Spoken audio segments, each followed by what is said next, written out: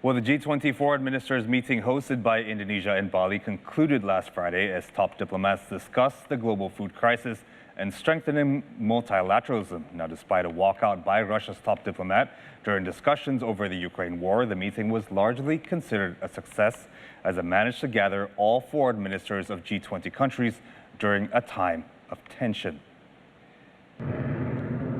At a time of global tensions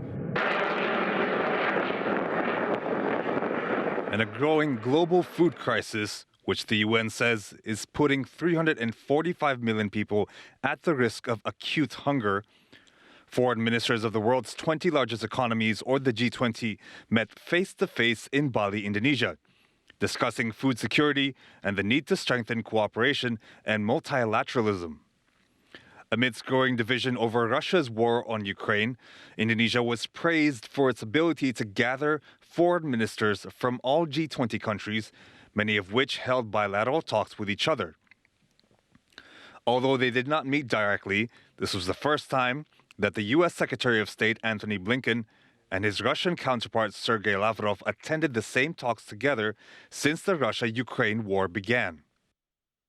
The decision of members and the invitees to attend the meeting in person are not to be taken lightly. They choose to make an extra effort to be here. Therefore, once again, I would like to convey my high appreciation for their strong support to Indonesia presidency in the G20 and their friendship to the people of Indonesia. Despite this, Russia's top diplomat walked out during a session on multilateralism when other foreign ministers began heavily criticizing Russia over its war on Ukraine. Indonesia's Foreign Minister Retno Marsudi later clarified that Lavrov continued to the forum, as Russia's top diplomat even held bilateral talks with his Indonesian counterpart. Russia has been accused of blocking Ukrainian ports and shipments of Ukrainian grain that are essential to the world's food supplies.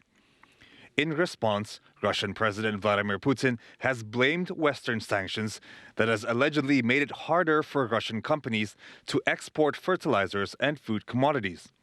Despite the differing positions, Indonesia's foreign minister reaffirmed that having a discussion on the global food crisis is deeply significant and important.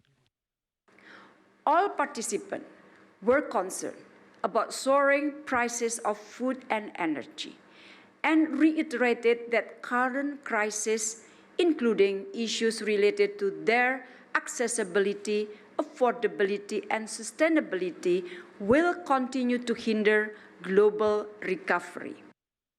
As a solution to the global food crisis, G20 member countries expressed support towards the United Nations Secretary General's efforts to provide safe passage for both Russian and Ukrainian food and energy products.